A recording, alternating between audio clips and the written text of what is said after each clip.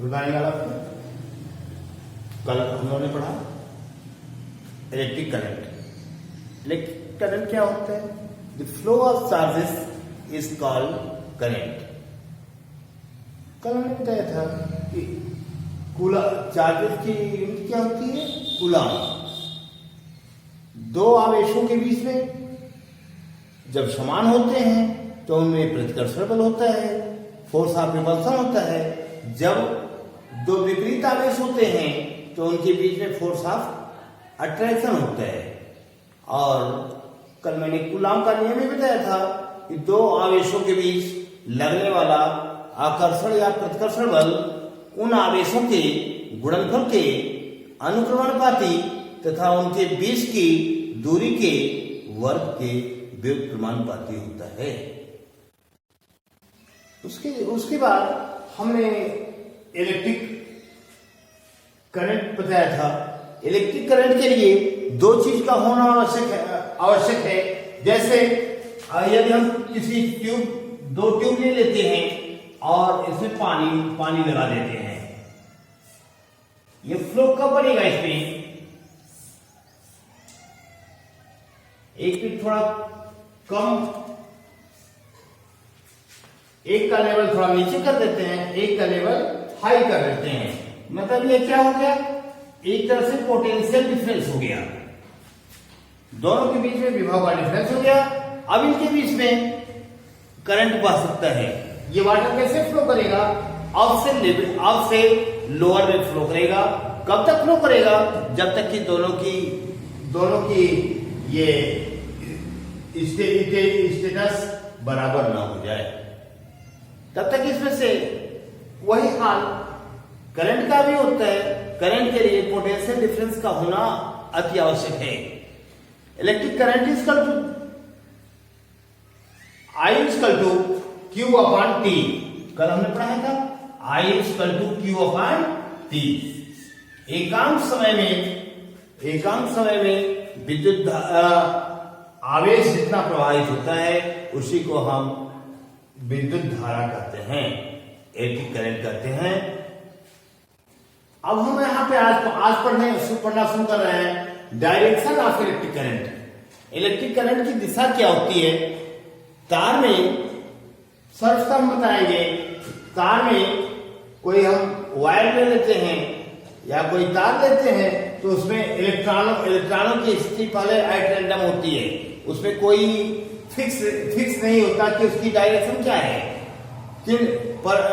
But when we joint into the cell, then its direction is random.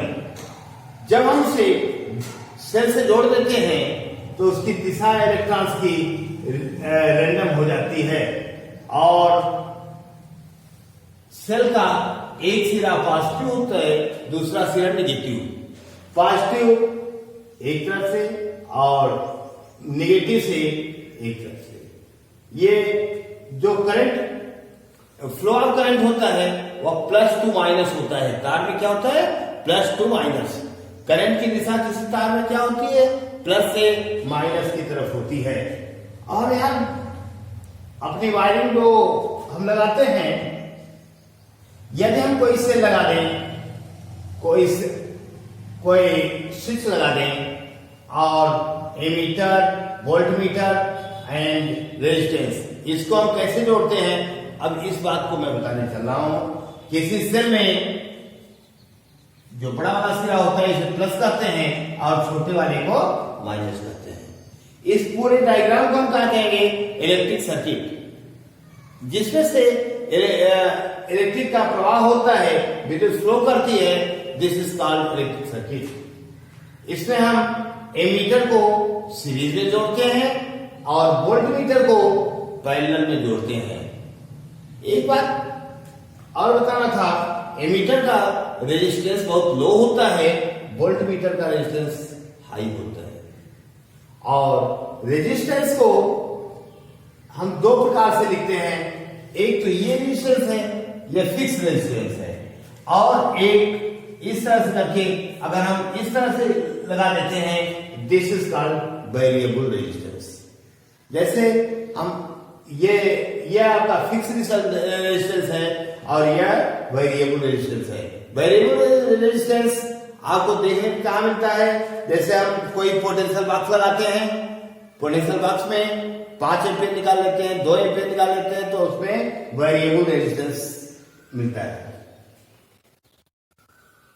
अब हम इसे एक एग्जांपल से आपको दिखाने चल रहा है। A radio set draws the current 0.36 ampere for 15 minutes. Calculate the amount of electric charges that flow in the circuit. कोई रेडियो सेट है जिसमें कितनी विद्युत धारा बह रही है? 0.36 एम्पियर। कितने समय तक बह रही है? 15 मिनट तक। तो उसका इलेक्ट्रिक चार्ज कितना फ्लो करेगा सर्किट में, या यह हमें ज्ञात करना है। I is equal to this, T is equal to 15 minutes. 15 minutes change into second. Then Q known करना है, Q अननोन है, इसे हमको नोन करना है। तो we know that Q is equal to IT, यह करने पे इतना है। ठीक, अब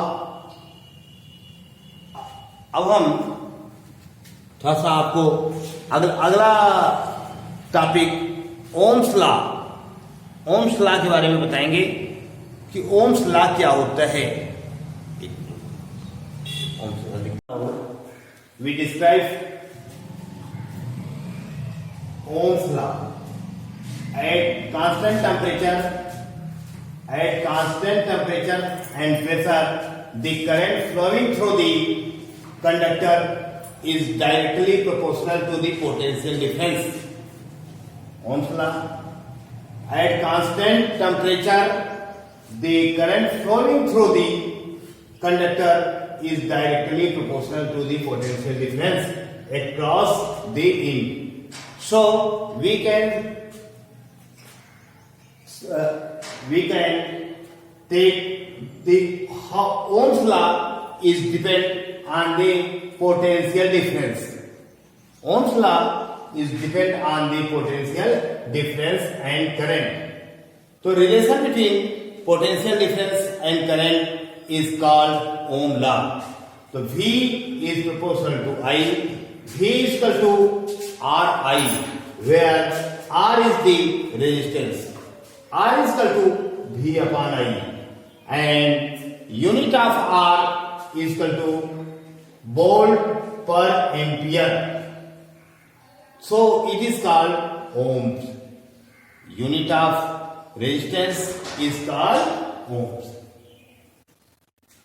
Ohm's law किसी निश्चित ताप और दाब पर किसी परिपथ में बहने वाली धारा विभवांतर के अनुक्रमानुपाती होती है। किसी नियत ताप और दाब पर किसी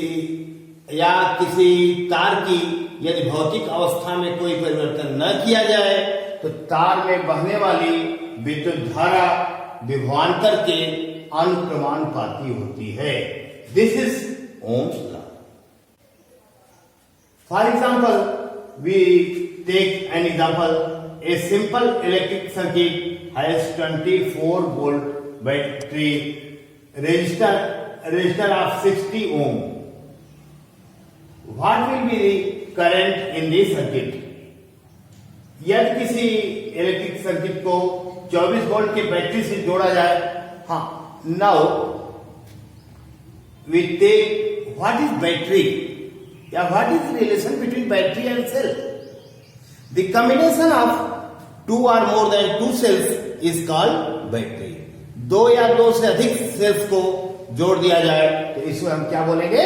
बैटरी। सेल सिंगल होता है और कई सेलों का संयोजन जो है बैटरी कहलाती है। तो 60 ओम, what will be the current in the circuit? V is equal to 24 volt, R is equal to 60 ohm. We find I. By Ohm's law, we know that V is equal to IR. I is equal to V upon R. So there is 0.4 ampere. I is equal to 0.4 ampere. Now we define the combination of resistance. Resistance को कैसे combination किया जाए? ये हम दो type से combination करते हैं, इन सीरीज एंड पैरेलल. और by now we verify the Ohm's law. Ohm's law को हम वेरीफाई करते हैं. कैसे करते हैं, चेक कैसे करते हैं? Take an example. I and V is this, and we draw the graph between voltage and ampere. Voltage and ampere or current. So if current voltage is 0.85, then current is 0.5.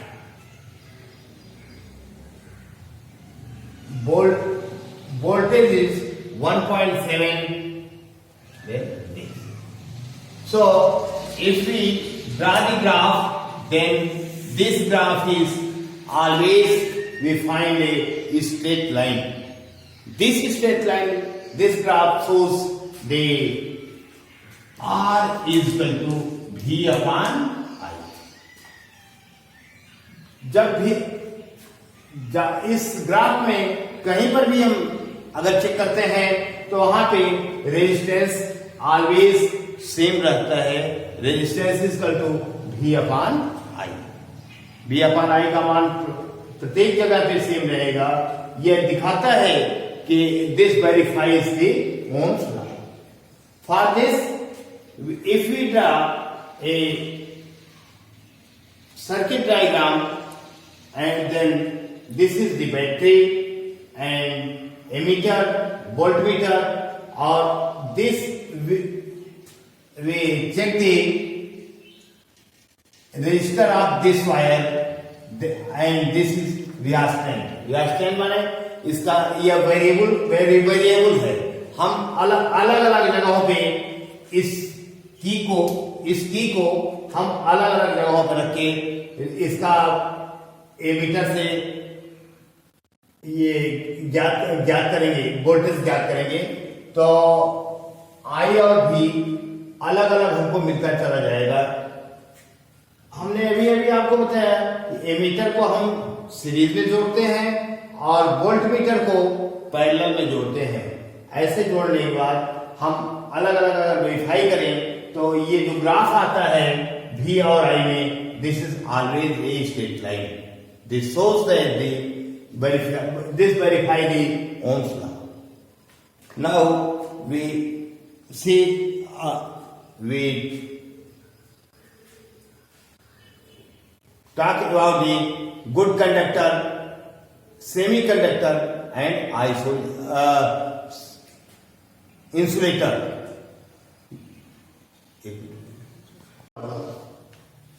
We define good conductor, resistor, and insulator.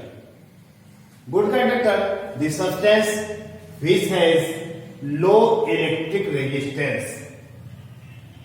The substance which has low electric resistance are called good conductor.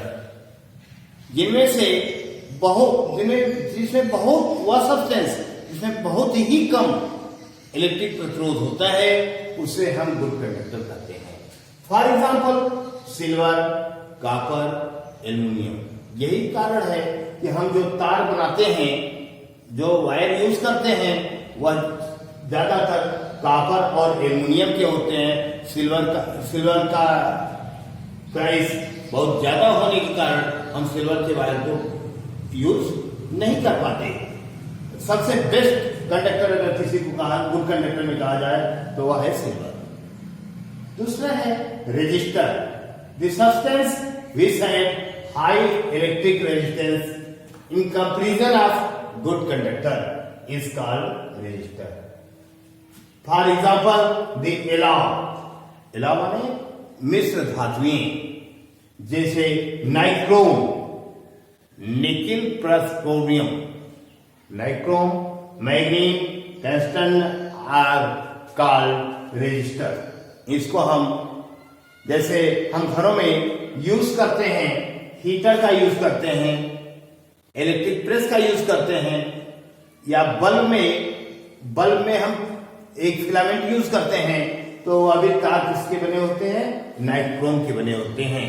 Nichrome nickel और chromium से मिलकर बनता है। तीसरा है insulator.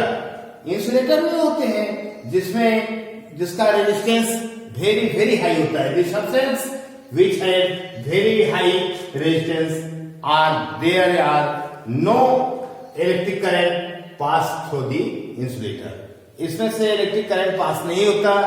Best example is wood and plastic. यही कारण है हम जब विद्युत का काम करते हैं तो पिलास से काम करते हैं। पिलास के ऊपर प्लास्टिक का वायर लगा रहता है, या फिर किसी व्यक्ति को अगर करंट लग जाता है तो उसे हम खुद नहीं छू करके किससे करते हैं? लकड़ी के डंडे से, सूखी लकड़ी के डंडे से उसे मार के करंट को हम हटाने का प्रयास करते हैं। So would and plastic. तो आज हम लोगों ने पढ़ा Ohm's law, verification of Ohm's law, conductor, good conductor, insulator and semiconductors, इनके बारे में पढ़ा।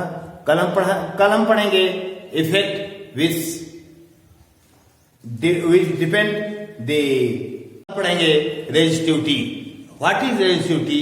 रेजिस्टिविटी कहां से आती है, और